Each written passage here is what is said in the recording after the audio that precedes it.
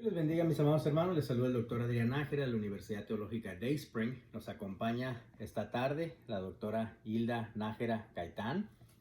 Emocionados de tenerla aquí en la oficina, acá en la ciudad de Dallas, para una visita de parte suya y también impartir a ustedes esta materia de las victorias de Jesucristo. Algunos de ustedes ya tienen este material, nuestro estudiantado ya lo obtuvo.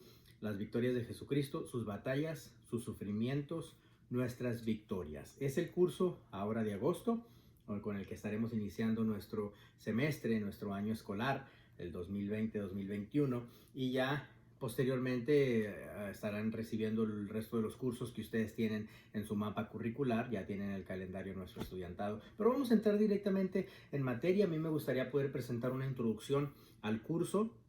Dios nos permitió escribir este libro durante el transcurso de este pasado año, y quisiera presentar la introducción, pero quisiera que el resto de la impartición lo presentara la doctora Hilda Nájera Gaitán, rectora de México. Ella maneja las extensiones en la Ciudad de México. Y el estudiantado está ya emocionado por recibir estas grabaciones y escuchar la impartición del curso. Quisiéramos empezar platicando nuestro material. Algunos de ustedes que ya tienen su material, nos podemos ir a página 3 de nuestros libros, la introducción sobre la victoria principal.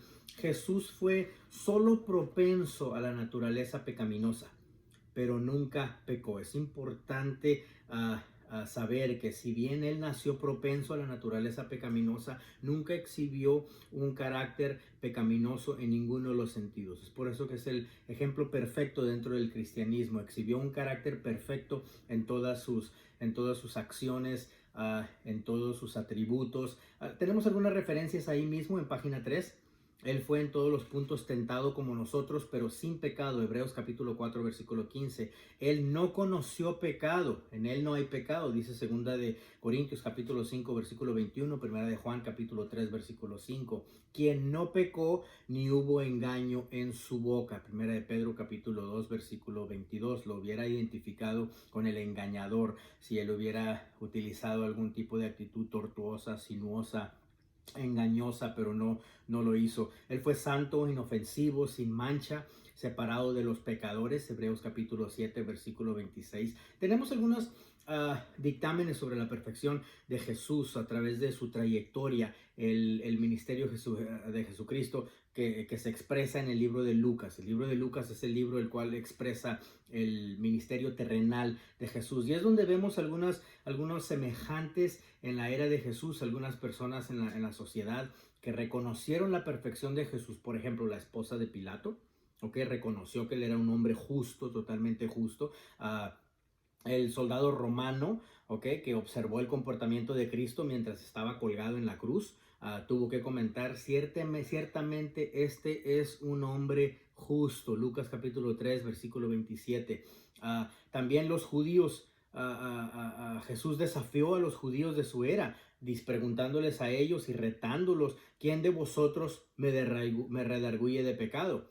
No pudieron redarguirlo de pecado, porque Jesucristo vino a ser totalmente santo, y por lo mismo es que nosotros podemos atribuirnos las victorias de él, porque él venció el pecado. Ahora, Cristo nos da un ejemplo de cómo obtener victorias.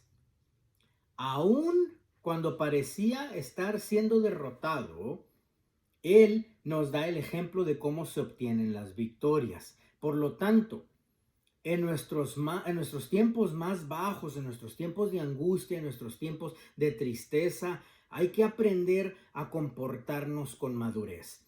Ahora, todas estas cosas que se dicen de Jesús, que se dijeron durante su ministerio, cuando finalmente se reconoce la perfección de él, eso en sí es una enseñanza para nosotros, porque podemos hacernos la pregunta, podemos hacernos una introspección. ¿Se podría decir eso de nosotros? Aún en sus vivencias, aún en los sufrimientos de Jesucristo, hay lecciones para nosotros. ¿Y cuál lección? Que él se mantuvo perfecto, y que nosotros podemos atribuirnos de esa madurez para también comportarnos de una manera santa, de una manera íntegra, de una manera que pudiésemos tener una identificación con Jesucristo mismo. Aún en sus sufrimientos tenemos nosotros ejemplos tenemos un ejemplo de parte de Él. Jesucristo fue la manifestación de Dios en carne. Primera de Timoteo 3:16. Él actuó como Dios, hablaba como Dios, sin embargo, sí era hombre. Él reflejó la perfección de Dios, la imagen del Dios invisible, Colosenses capítulo 1, versículo 15. Y él mismo se expresa: el que me ha visto a mí, ha visto al Padre. Juan capítulo 14, versículo 9. Ahora, sí comprendemos que es algo complejo para nosotros como seres humanos poder entender esta divinidad de Dios, y por eso dentro de la soteriología, de todo el trámite que Dios pasa, y dentro de la divinidad es complejo para nosotros poder entender esa parte, esa divinidad de Jesús, porque estamos rodeados de pecado, y pues por eso que al ser humano se le complica aceptar la Trinidad o aceptar la divinidad de Cristo, dado a que nuestra mente finita no concibe lo divino. Y eso todos nosotros como humanos propensos al pecado y pecadores, sabemos perfectamente bien que batallamos pudiendo el poder entender la divinidad de Jesucristo, dado al hecho de que estamos rodeados por pecados. Debido a que tenía una naturaleza humana, Él tuvo que morir. Eso también es un ejemplo para nosotros. Así como todos nosotros, Él tuvo que morir. Todos los descendientes de Adán tuvieron que morir a causa de su pecado.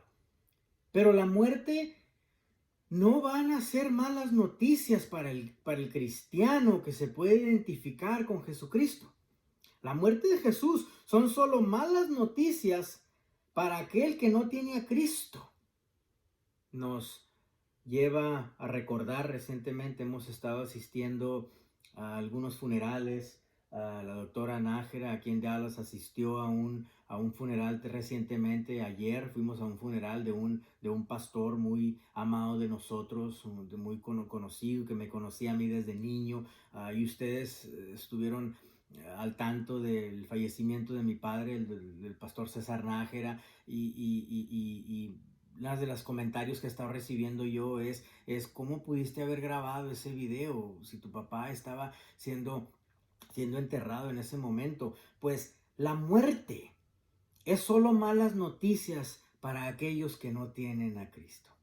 La resurrección de Jesucristo para nosotros trae un enorme ejemplo, una enorme enseñanza para aquel cristiano maduro que está dispuesto a comprender, a tener la comprensión hacia dónde vamos. Para el que no vive una vida consagrada, entonces sí son malas noticias la muerte, porque no va a resucitar de entre los muertos. Aclaremos: Jesucristo vivió una vida con propósito, un propósito divino, y aún así murió en la cruz. Entonces, Dios trae un propósito a tu vida, en el cual cumple ese propósito en ti, y después de haber cumplido ese propósito en ti, dice: ¿ya terminaste? Te llevo conmigo. Dios siempre resucita su propósito. Si es que no has cumplido el propósito en esta tierra. Jesucristo estuvo aquí con propósito. Quiero aclarar ese punto. Jesús al tercer día resucitó, porque el propósito de Dios siempre predomina. Aún en su morir, Cristo nos dio ejemplo de victorias. Ahora, Dios no cambia el principio de que la muerte tiene que afectar también a Jesucristo. No puede cambiar, no puede cambiar ese propósito. Lo hizo pecador por nosotros, pecado por nosotros, pero para que nosotros no conociésemos pecado. Segunda de Corintios capítulo 5, versículo 21. ¿Ok? Para que fuésemos hechos justicia de Dios en él. Dice segunda de Corintios capítulo 5, versículo 21. Entonces responde una pregunta aquí que tenemos, que hemos tenido como seres humanos en nuestro ser. ¿Por qué Jesús tuvo que morir? ¿Por qué ¿Por qué? Pues la respuesta es porque si compartía nuestra naturaleza humana, compartía entonces la maldición generacional de Adán. ¿Ok? Tenía que morir, pero la muerte no lo retuvo. Fue una santidad que Él comparte con nosotros, por lo tanto, nos permitirá participar de la resurrección. Por eso en el cristianismo celebramos este solemne acto de la Pascua.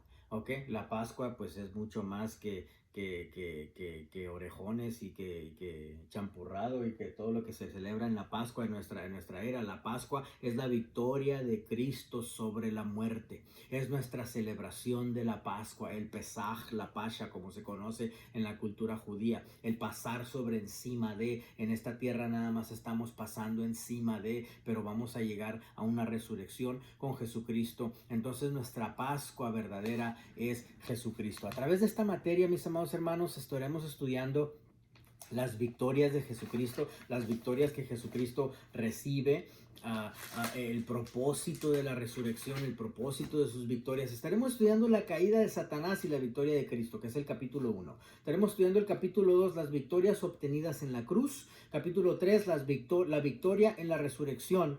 Capítulo 4, la victoria sobre la tentación. Capítulo 5, la victoria sobre el pecado. Capítulo 6, la victoria en el sufrimiento. Y luego después estaremos explicando un poquito sobre la tarea. El propósito de la resurrección, estamos en página 6 de nuestros libros de texto. El propósito de la resurrección, el regalo del perdón de los pecados y salvarnos de la muerte.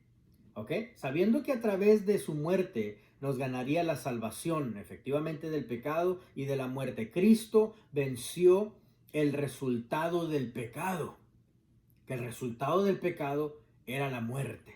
Entonces nos dio esa seguridad que seremos resucitados. Sin la resurrección se acaba el cristianismo. La resurrección nos es todo para los creyentes. Compartimos la recompensa de una vida inmortal porque Cristo decidió hacerlo no por nuestro propio mérito, sino por la vida perfecta que Él vivió. Ahí es el inicio de nuestras victorias. Su muerte obediente, su resurrección, nuestras victorias realmente recaen en que Jesucristo venció. ¿Ok? En que Jesucristo es el que obtuvo la victoria, nos trajo la salvación, una salvación que no merecíamos. Nos trajo un perdón que no merecíamos. Nos salvó del pecado y de la muerte. Ahora, también tienes esta parte carnal con la que luchamos, que es la razón por qué celebramos en un funeral cuando una persona ya logró haber vencido la batalla, porque ya no va a estar luchando contra sí mismo.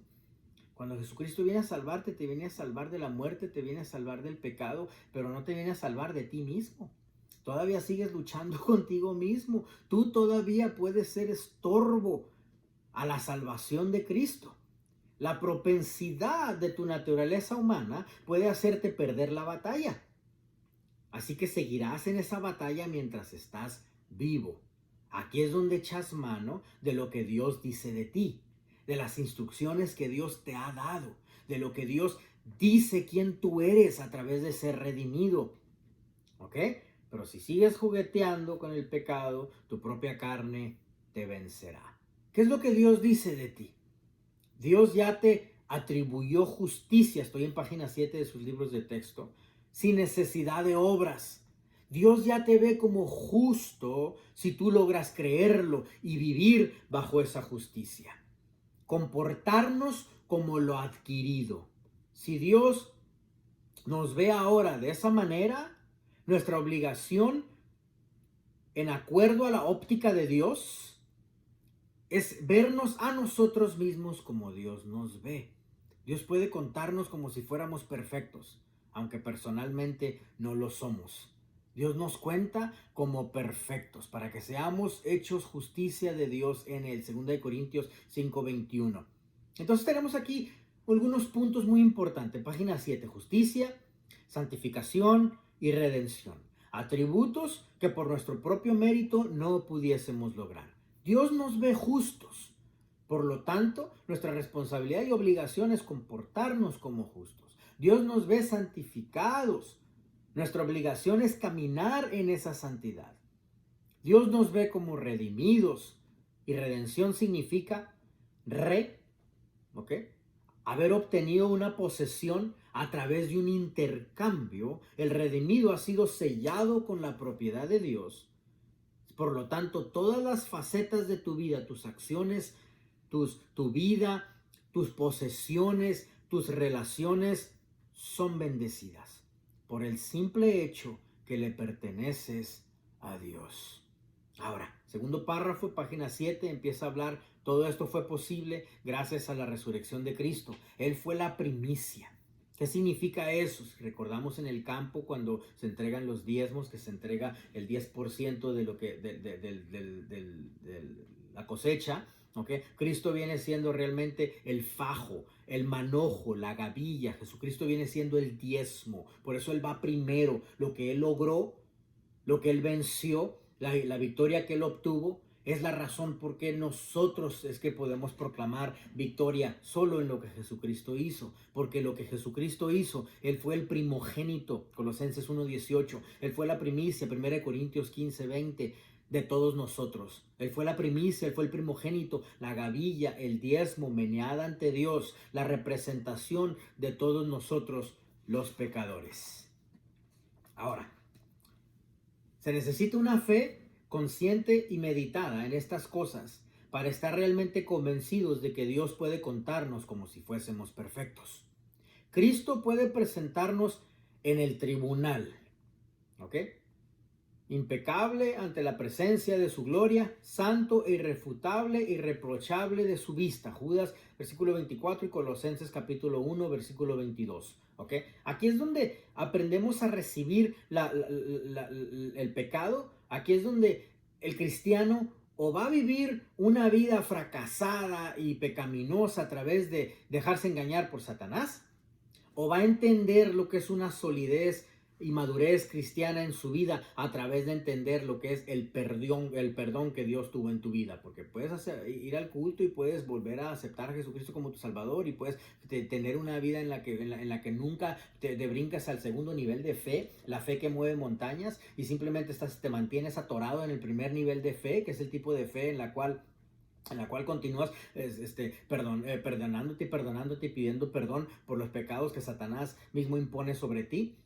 Pero tienes que entender la seriedad del pecado que tú vivías y la seriedad del perdón que tú tienes. Quisiera dar un ejemplo aquí de un juez en New Jersey. En New Jersey había un caso de una anciana que fue a la corte porque le estaban cobrando sus impuestos. Y el juez vio las multas que estaban siendo impuestas sobre ella, y el juez le dijo a ella: perdóname, yo no puedo perdonarte la deuda porque sí debes esos impuestos, sí tienes esa deuda. La mujer empezó a llorar. Es un caso que a mí me tocó mucho cuando supe de este caso. La mujer empezó a llorar y le dijo: discúlpame que yo no puedo, uh, como juez, simplemente hacer inválidas las deudas que tú tienes. Y porque tú sí cometiste un crimen en no pagar tus impuestos. Y el juez agregó algunas otras palabras para hacerle entender a esta mujer que ella sí había quebrantado la ley al no pagar estos impuestos. Pero la siguiente escena es lo impactante de este asunto. El juez se para de su silla, se quita su gabán de juez de paz, juez de corte, se baja de su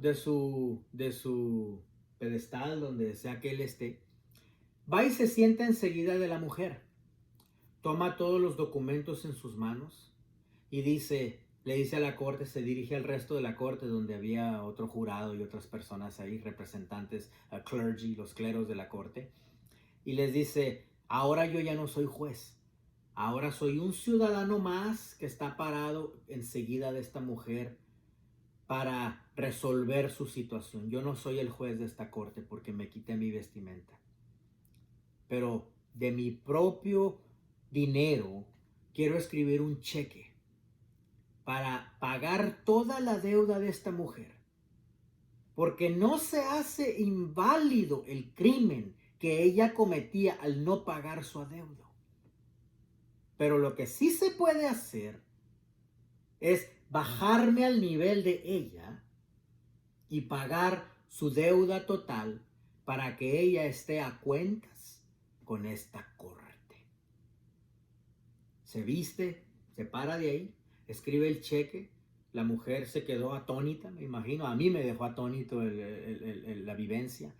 y se para el juez, va y se viste de juez una vez más, regresa hacia arriba y le dice, es que no se podía invalidar tu pecado, no se podía invalidar tu adeudo que tú tienes, pero lo que sí estuvo alguien dispuesto a hacer es bajarse a tu nivel, pagar tu deuda. Entonces quedaría saldada tu deuda, pero no hay tal cosa como simplemente borro y se quita y no cometiste nada. ¿Qué haría la mujer? No, pues nunca vuelve a pagar sus impuestos. Entonces ella no aprendería su lección. Eso es lo que Jesucristo hizo por nosotros desde el trono, desde la realeza.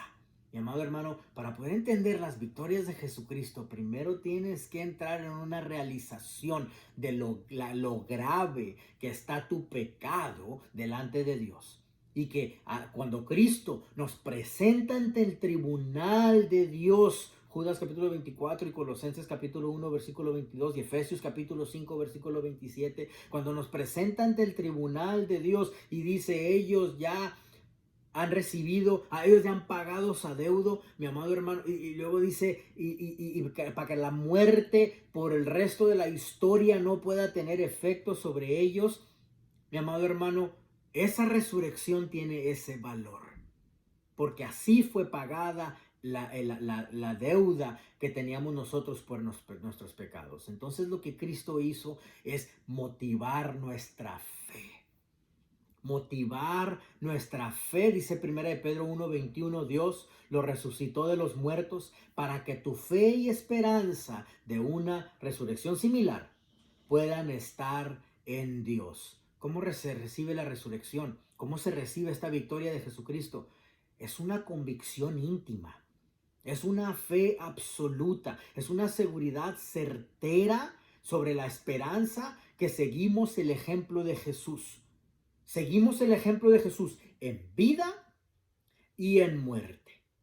Página 8 nos empieza a hablar aquí sobre el bautismo. El bautismo, un prerequisito muy importante. En esta sección explicaremos la importancia del bautismo. Es solo por el bautismo apropiado en Cristo que podemos estar en Cristo y por lo tanto ser cubiertos por su justicia.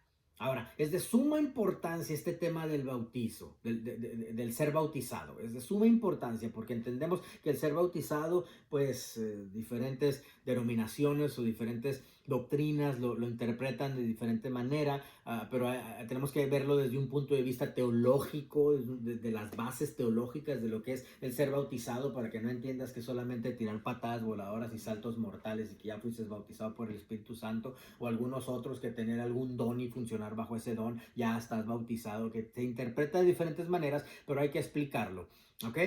En el bautismo nos asociamos con la sangre de Cristo, que es derramada en la cruz. Los creyentes lavan sus túnicas y hacen blancas y vuelven a ser blancas en la sangre del Cordero. Apocalipsis capítulo 7 versículo 14. Entonces las túnicas blancas del creyente es la justicia de Cristo.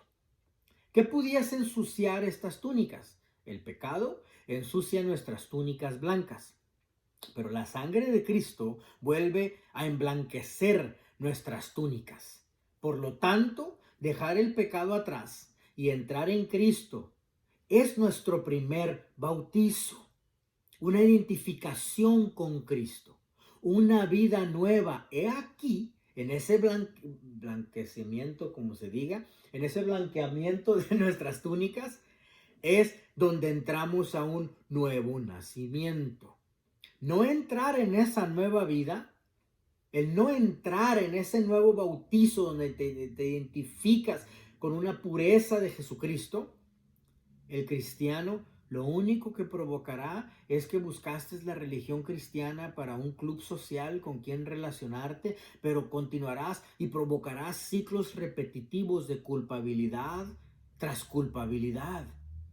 Aceptarás a Jesucristo en cada culto, en cada sermón, porque el cristiano vivirá un ciclo vicioso de culpabilidad, no entendiendo que puede irse victoria tras victoria, gloria tras gloria. Entonces el primer bautizo es el nuevo nacimiento, Dejas el pecado, tienes una identificación con Cristo, aceptas su perdón, tienes una convicción sólida que uno quiere cambiar.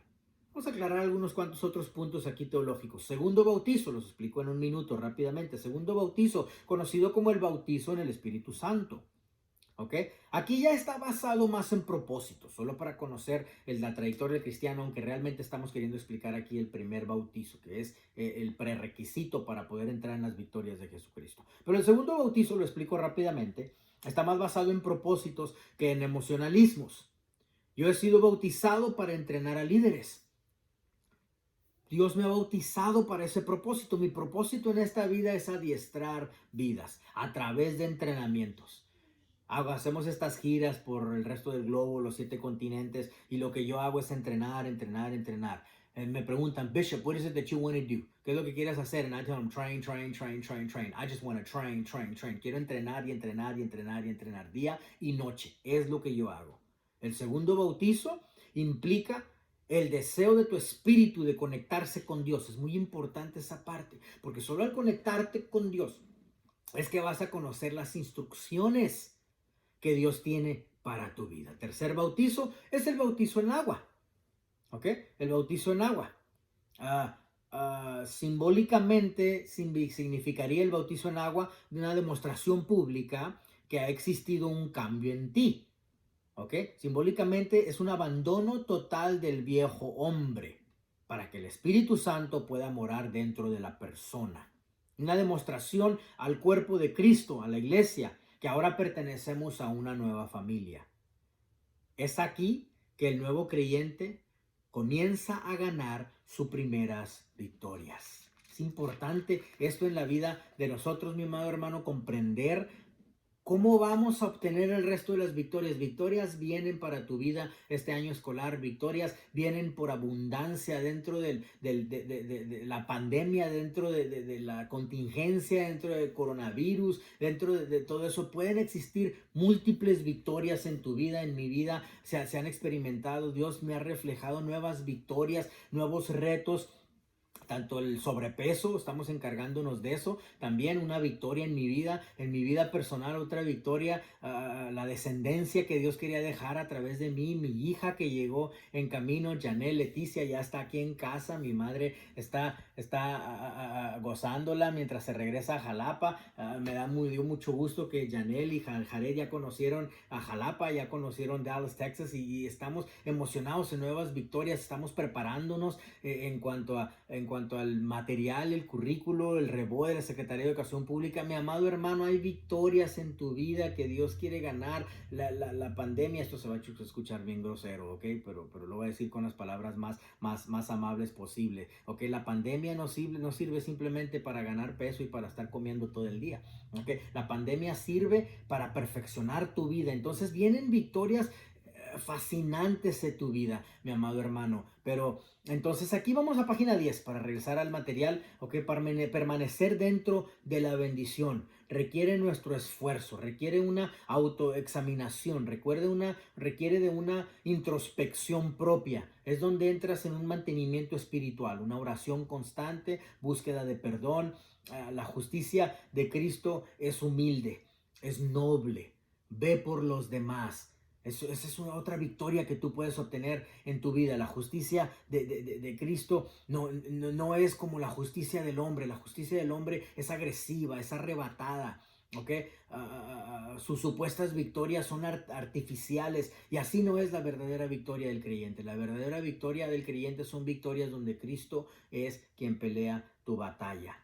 Ves por los demás. Obtienes una victoria cuando Dios pelea nuestras victorias. Esa es la verdadera victoria, que Jesucristo sea quien pelee las victorias por ti. Quisiera presentarles a la doctora Hilda Nájera. Vamos a entrar en este material. Tenemos ahora 30 minutos de la introducción, y vamos a empezar nuestra segunda parte, que ella regrese para darnos las victorias de Jesucristo después de este receso. Así que regresamos en unos minutitos y ella ya estará impartiéndonos del capítulo 1 en delante. Va a ser fascinante, mis amados hermanos. Regresamos en unos minutitos. Soy el doctor Adrián Nájera de la Universidad Teológica Dayspring. Pueden comunicarse con nosotros al número de teléfono que está en pantalla, 469-628-9850. 888-881-9291 o también a través del sitio web que está en pantalla. Dios les bendiga. Regresamos en unos minutitos.